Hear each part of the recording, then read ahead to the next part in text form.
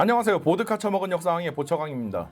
제가 헬기 관련 영상을 올리면 항상 득달같이 밀스퍼거들이 달려와가지고는 막 헬기는 무쓸모하고 드론이 고트다 이런 헬기 무용론, 드론 만능론을 갖다가 설파하고 가곤 합니다.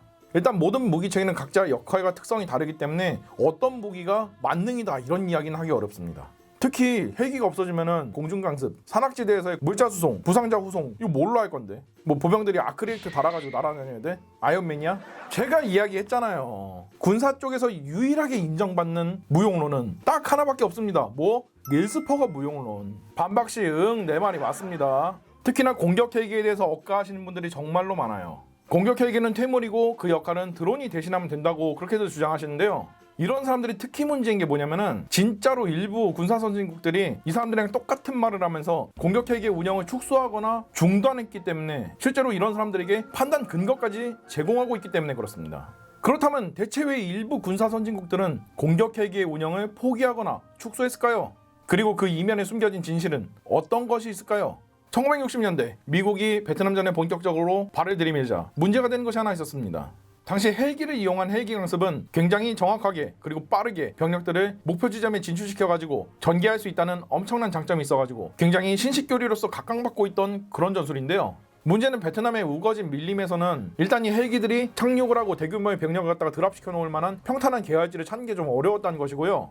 이런 평탄한 계열지를 만들거나 혹은 찾았다고 해도 그 주변의 숲에는 베트콩들이나 북베트남군이 중기관총과 박격포로 미군의 헬기 강습을 기다리고 있었다는 게 문제죠.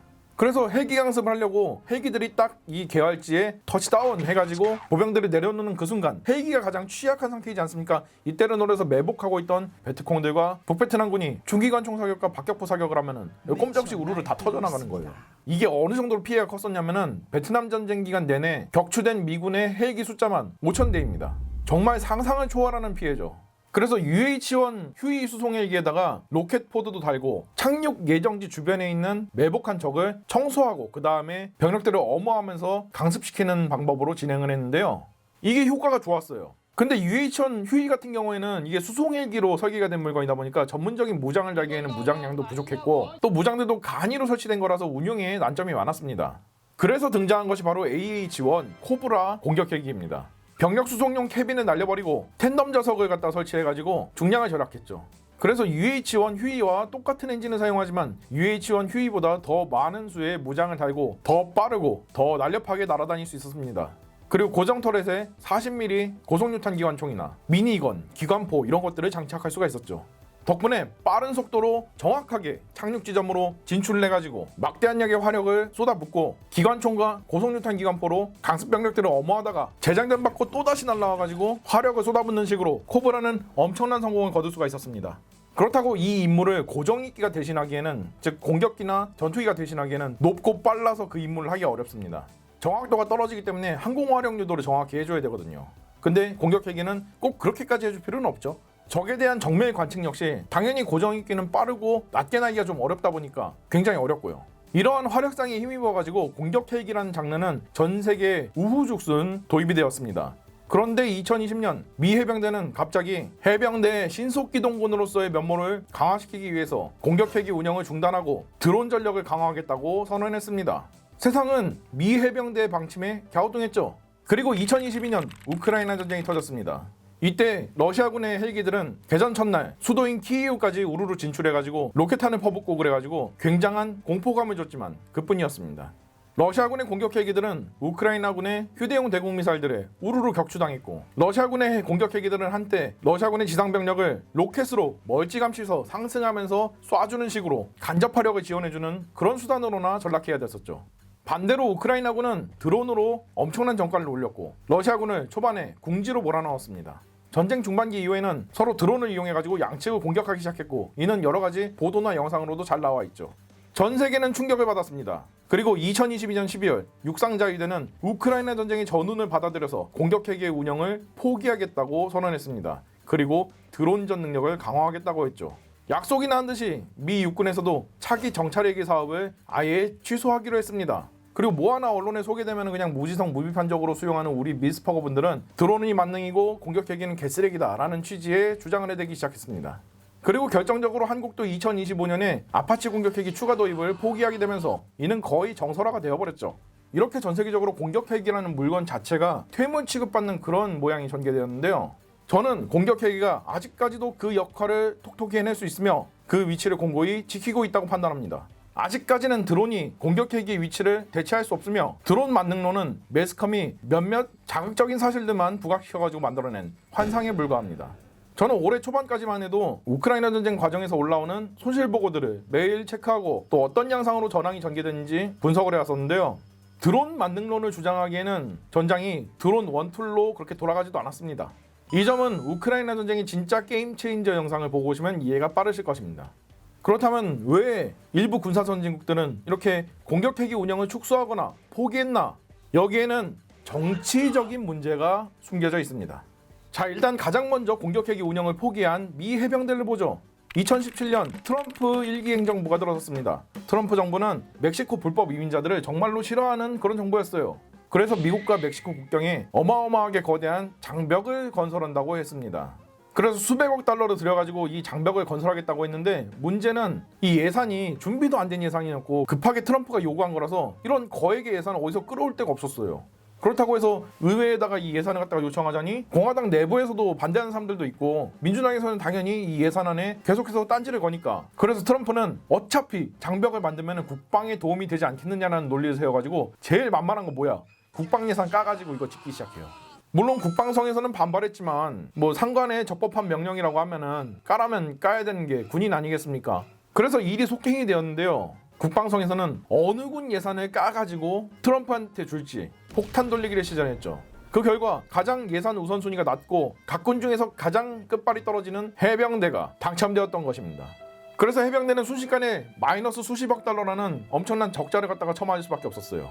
그러면은 이 예산 적자 어디서 낼 거예요? 있는 무기들의 운영을 포기시켜가지고 운영 유지비를 아끼면은 고정 지출이 줄어들잖아. 그럼 적자가 메꿔지겠지. 그래서 공격 헬기들의 운영이 대부분 포기되었던 것입니다. 그리고 이때는 공격 헬기들만 포기된 게 아니라 미 해병대가 운영하고 있는 기갑 전력들의 상당수도 운영을 포기하기로 결정했었어요. 오히려 공격 헬기 같은 경우에는 어떻게든 최소 필수 물량은 지켜냈습니다.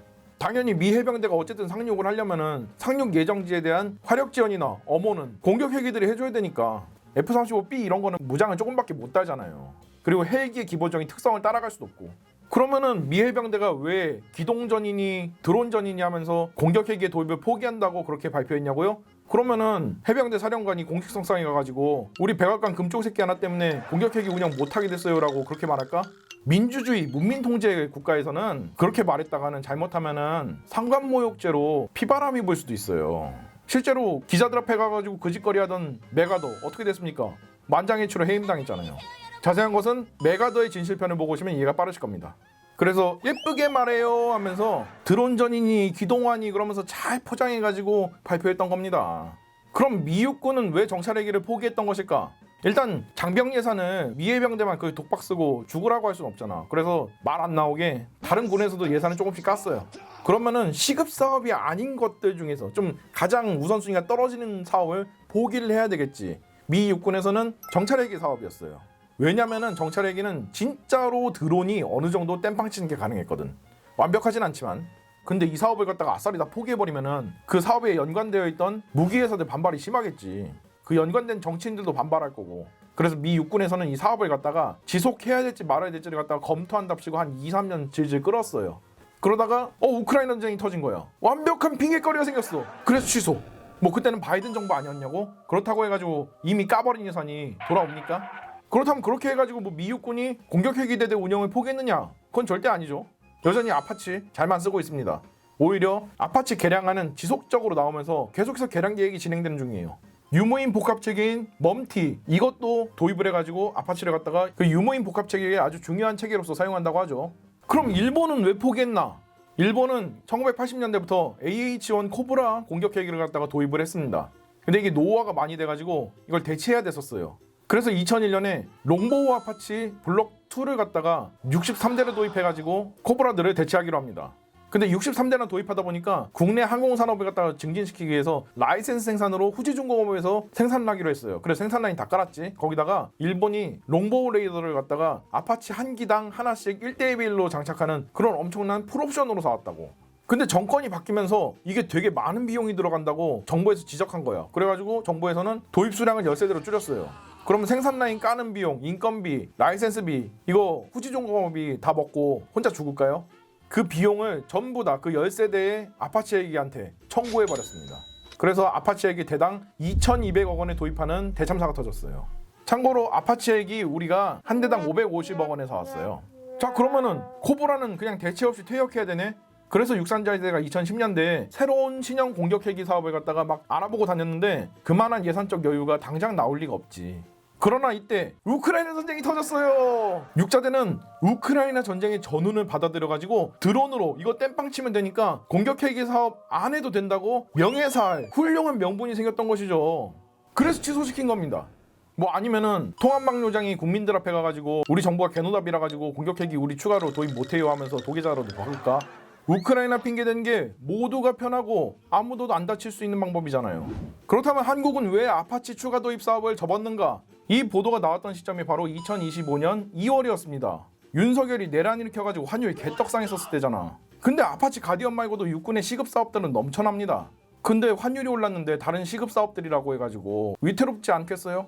그럼 어디서 뭔가 하나 사업을 포기해가지고 예산을 아껴서 다른 거 해야 되지 않았을까요? 그래서 선택된 게 아파치입니다. 어차피 기존에 36대 도입해놔가지고 그냥 있는 거로 버티자라는 판단이 섰을 거예요. 이 와중에 기존 예산으로 어떻게 사업을 집행해? 국회에서 예산 더 주면 된다고? 국회에 군대가 쳐들어가가지고 국회의원들이랑 WWE까지 한 마당에 국회의원들이 잘도 추가 예산 주겠다? 포기해야지. 드론 핑계 대면서. 그렇다고 군측 인사가 공식 석상에 나와가지고 윤석열 개객기 하면서 윤석열 때문에 우리 공격 헬기 사업 절단났어요 뭐 이렇게 말해? 그렇게 못할 거 아니야.